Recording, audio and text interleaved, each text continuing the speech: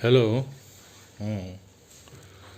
तो after a very long time आज physics का बोर्ड का पेपर था, तो बहुत सारा हिकअप चल रहा है कि क्वेश्चन कैसा आया नहीं आया, है ना। तो gone through the paper set 3, I am discussing about this set 3 जो आया था। कुछ क्वेश्चंस हम लोग लेते हैं। तो जो थोड़ा ट्रिकी क्वेश्चन जो था, जो मुझे थोड़ा सा लगा, जो स्ट्रेट फॉरवर्ड था तो वो तो था ही, बट जो एमसीक्यू सेक्शन था मोर और लेस ठीक ही था। कोई ऐसा नहीं बोल सकते हैं कि बहुत ज़्यादा डिफ़िकल्ट था, बट समवेयर कहीं कैलकुलेशन भी था। थोड़ा सा एक इन्फॉर्मेशन को दूसरे इन्फॉर्मेशन में फ्यूज करना था, और मोस्ट ऑफ द क्वेश्चंस जो थे वो थोड़ा सा फ्लैट ही हम बोल सकते हैं, कोई ज़्यादा टफ नहीं है। जो एमसीक्यू सेक्शन है, जो थोड़ा सा अच्छा लगा, जहाँ पे थोड़ा सा प्रॉब्लम आया होगा, तो एक क्वेश्चन है सेट 3 का 18th क्वेश्चन है। इन्होंने बोला है कि जो दो वेव एक जगह जा रहे हैं, राइट, तो ये पार्ट डिफरेंस जो लिया है, कितने पार्ट डिफरेंस में मीट कर रहा है, जो पार्ट डिफरेंस उन्होंने लिया है that is equal to λ/8, right. तो इस केस में यहाँ पे जो मेरा इंटेंसिटी आएगा I, that will be equal to I0 cos square phi over 2, this is your phase angle phi. यहाँ पे क्या होगा कि if you will calculate this phase difference, this phi will be equal to 2 pi by lambda into my part difference, and part difference is λ/8, right। तो ये lambda से lambda cancel out हो गया, ये 2 से ये 4 आ गया। तो ये फेज एंगल यहाँ पे कितना आ गया, π/4। But when you will apply this one in this formula, तो जो मेरा 5/2 जो आ जाएगा that will be equal to π/8 आएगा। यहाँ बहुत सारे प्रॉब्लम यहाँ क्रिएट हुआ होगा कि भाई ये π/8 जो है ये स्टैंडर्ड एंगल तो है नहीं। यहाँ पे बहुत सारे बच्चे अटक गए होंगे कि ये जो π/8 है, ये वैल्यू जो है कोई स्टैंडर्ड टेबल में नहीं है। तो थोड़ा यहाँ पे क्लेवरनेस दिखाना था इस क्वेश्चन में कि जो ये फॉर्मूलेशन हम ले रहे हैं I, that is I0 is 4a², right. I0 क्या है इसमें, 4a² है। This is cos square π/2। तो इसमें हम लोग काम करते हैं कि ये 4a² को रहने देते हैं, क्योंकि हमें आंसर I0 के टर्म में ही निकालना है। अब इसमें क्या करते हैं, ये जो cos स्क्वायर π/2 है, इसको 2 से मल्टीप्लाई भी कर देते हैं और 2 से डिवाइड भी कर देते हैं, ठीक है। ये 4a² तो अपना I0 ही रह गया, ये I0 हो गया। ये 2 cos स्क्वायर π/2 को 1 + cos φ ले सकते हैं, ये 1 + cos φ आ जाएगा /2। तो ये वाला जो क्वेश्चन था, इसको इस फॉर्मेट के बदले यदि ये फॉर्मेट हम यूज़ करें, तो आप क्या देख रहे हो कि यहाँ जो फाई है वो आपका π/4 आ रहा है और ये स्टैंडर्ड एंगल आ गया।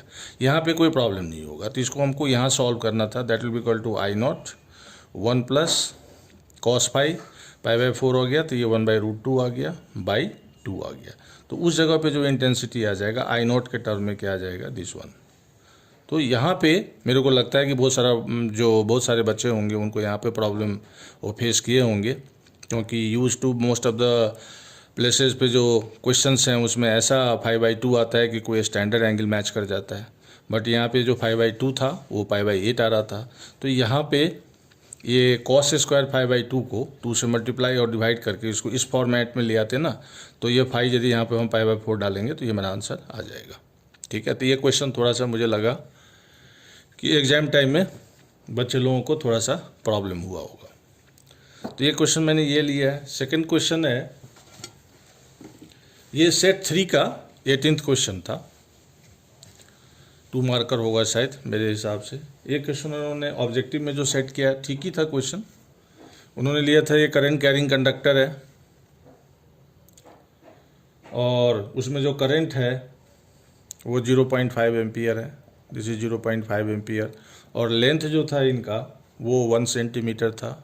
ये एक मैग्नेटिक फील्ड में इंटर कर रहा है, और मैग्नेटिक फील्ड का जो वैल्यू था वो था आपका 0.4 मिली टेस्ला J कैप प्लस 0.6 मिली टेस्ला K कैप, राइट।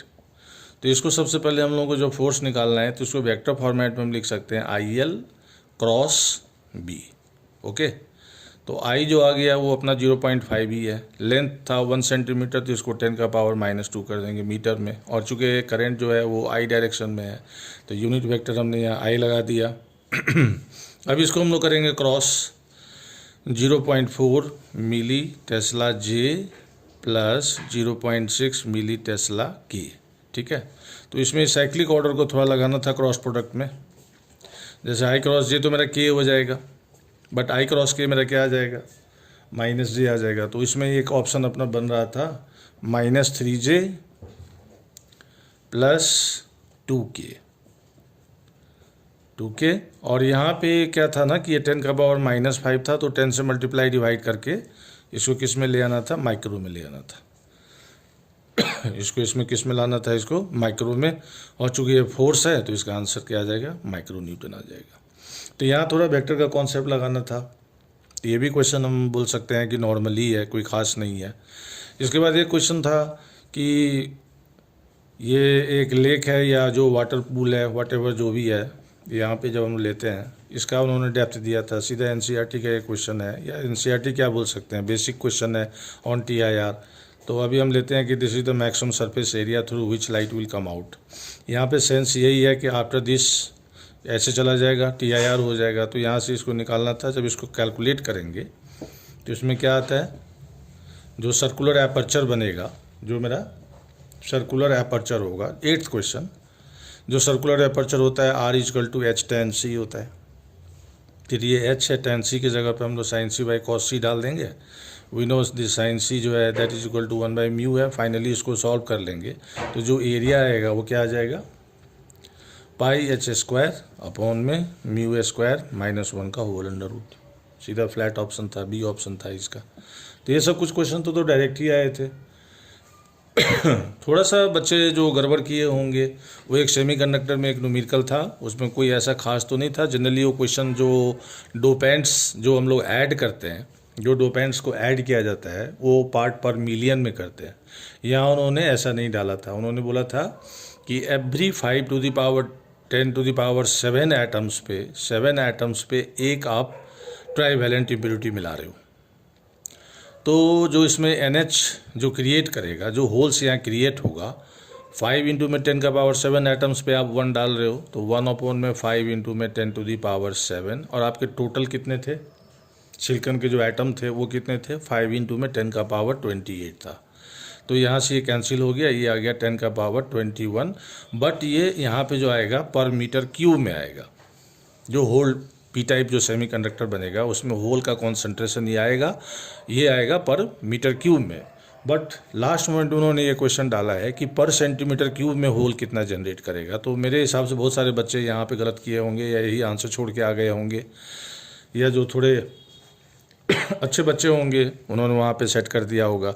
तो 10⁻21 पर मीटर क्यूब में है, तो पर सेंटीमीटर क्यूब में कितना हो जाएगा, 10⁻15 पर सेंटीमीटर क्यूब में आ जाएगा, है ना।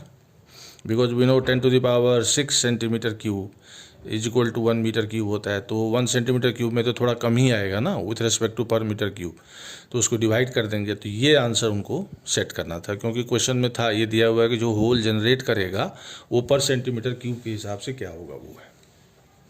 ये भी क्वेश्चन फ्लैट था।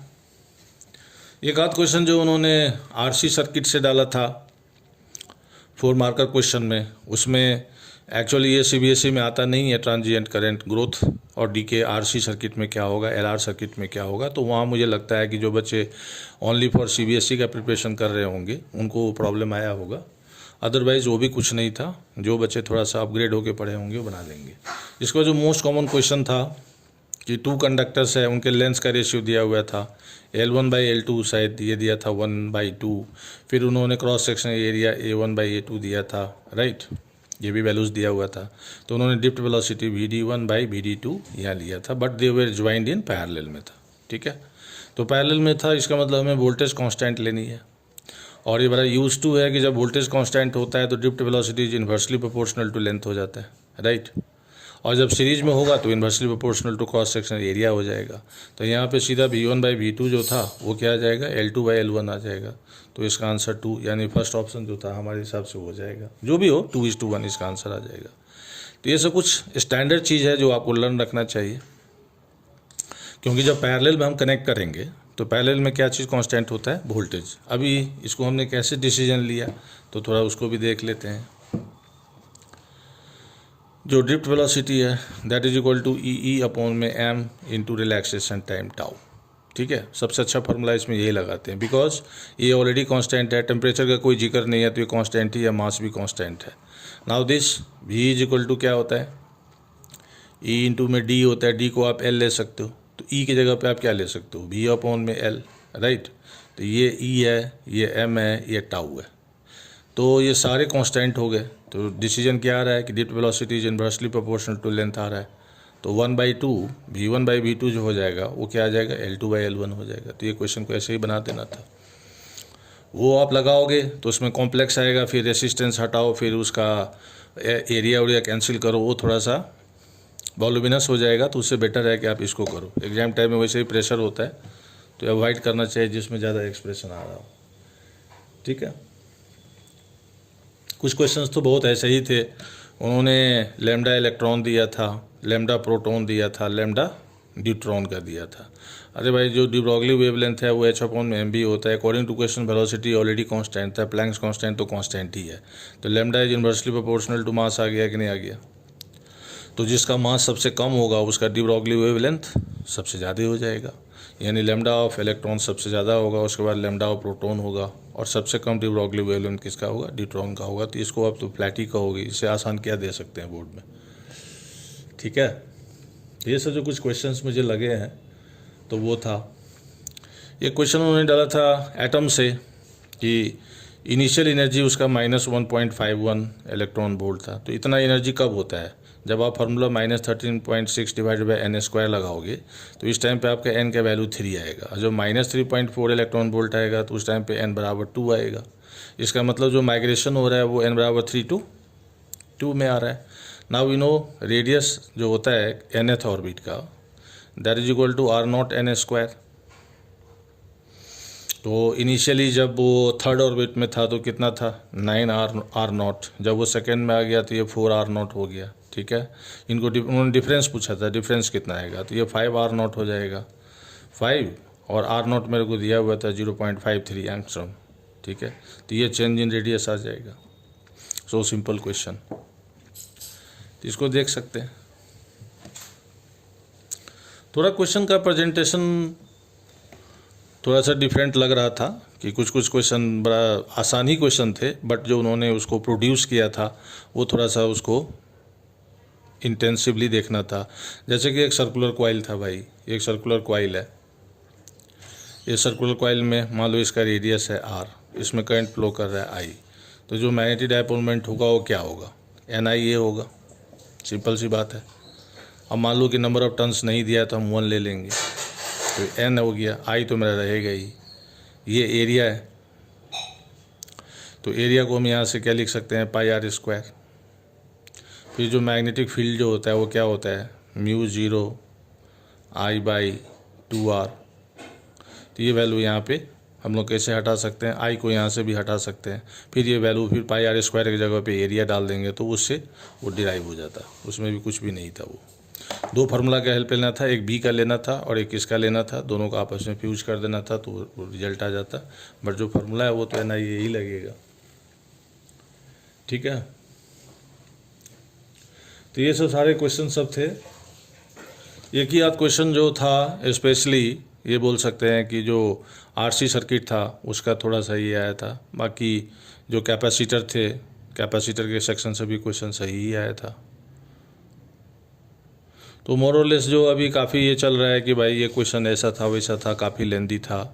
ठीक है, थोड़ा बहुत तो रहेगा ही, पेपर है तो थोड़ा बहुत तो देंगे ही वो। ऐसा कैसे, ऐसा भी तो पेपर नहीं बनाएंगे ना कि सबको बन ही जाएगा सब कुछ। तो फिर आप कैसे डिफ्रेंशिएट करोगे जो काफ़ी systematically intensively through out the year पढ़ा है, और कोई बस सैम्पल पेपर करके चला गया है, तो आप डिफ्रेंशिएट तो करना पड़ेगा। ठीक है, तो बहुत दिन हो गया था तो उसको करना था। इसमें ये वाला क्वेश्चन जो था 1 मार्कर में बड़ा अच्छा था। इसके बाद एक था कि एक चार्ज है, ये फिक्स चार्ज है, इस चार्ज को आप यहाँ पे ला के रख देते हो Q चार्ज का। तो जो एक्सेलरेशन का था कुछ ऐसा, तो जो एक्सेलरेशन जो भी होगा वो तो फोर्स पे जाएगा, और फोर्स किस पे जाएगा, प्रोपोर्शनल टू आर स्क्वायर पे जाएगा। तो जब वो बहुत ही क्लोजेस्ट रहेगा उस टाइम पे एक्सेलरेशन मैक्स होगा, वो धीरे धीरे क्या होगा, डिक्रीज होता चला जाएगा। सो सिंपल है ना, क्योंकि फोर्स को जब आप मास से डिवाइड करोगे तभी एक्सेलरेशन आएगा ना, और फोर्स क्या है, प्रोपोर्शनल टू 1/r² हो जाएगा। तो जैसे जैसे दूर होता जाएगा फोर्स से रिड्यूस करेगा तो एक्सेलरेशन भी घटता चला जाएगा। तो ऐसा भी क्वेश्चन था। तो overall the questions were up to the mark, और पूरा सिलेबस को टच किया हुआ था, तो उसमें इसको देखना था। वो ऑप्टिक्स के भी ठीक ही ठाक क्वेश्चन आए थे, कुछ ऐसा नहीं था। तो सेट 3 का यदि मैं पूरा का पूरा ओवरऑल एनालिसिस करूं तो 4 to 5 मार्क्स के जो क्वेश्चन थे, 4 to 5 मार्क्स के क्वेश्चन थे, उसको आपको थोड़ा ठीक से करना था, बाकी ठीक ही था। इसके बाद ये क्वेश्चन दे रहे हैं कि भाई इलेक्ट्रिक फील्ड भी और मैग्नेटिक फील्ड है। सो सिंपल कि मैग्नेटिक फील्ड बी क्यू भी लगाएगा और इलेक्ट्रिक फील्ड ई लगाएगा, तभी वो बैलेंस होगा ना। अब यहाँ से आप बी निकाल लो, ई निकाल लो, फिर डायरेक्शन को आप सेट कर लो। तो ये तो बड़ा कॉमन क्वेश्चन है, बस उसी को उन्होंने फिगर वाइज डाल दिया था। This is Lorentz force given by magnetic field and this is the force applied by the electric field. जब दोनों बराबर होगा मैग्नीट्यूड वाइज और डायरेक्शन वाइज अपोजिट, तभी तो बैलेंस होगा ना वो। तो इतना तो भाई कॉमन सेंस में लगाना ही पड़ेगा। तो आज बहुत दिन हो गया था तो सोचा कि थोड़ा, काफ़ी सारे यूट्यूब पे देख रहे थे कि ऐसा आ गया वैसा आ गया, तो थोड़ा सा देखा कि भाई क्या आया रियल में, तो ठीक ही है। थोड़ा थोड़ा था कि क्वेश्चन को लास्ट मोमेंट पे पढ़ना था, कहीं आपका आंसर पर मीटर क्यूब में आ रहा था। थोड़ा सा अभी बताया, जैसे जैसे cos² 5/2 लेंगे तो ये प्रॉब्लमेटिक था, लेकिन इसी को यदि हम 1 + cos phi के टर्म में यदि कर लें तो ये थोड़ा सॉल्वेबल था। तो ये सब चीज़ें थोड़ा सा स्किल था, ऐसा कर सकते हैं, मैथमेटिकल स्किल को थोड़ा सा इन्फ्यूज़ किया था। Okay, thank you.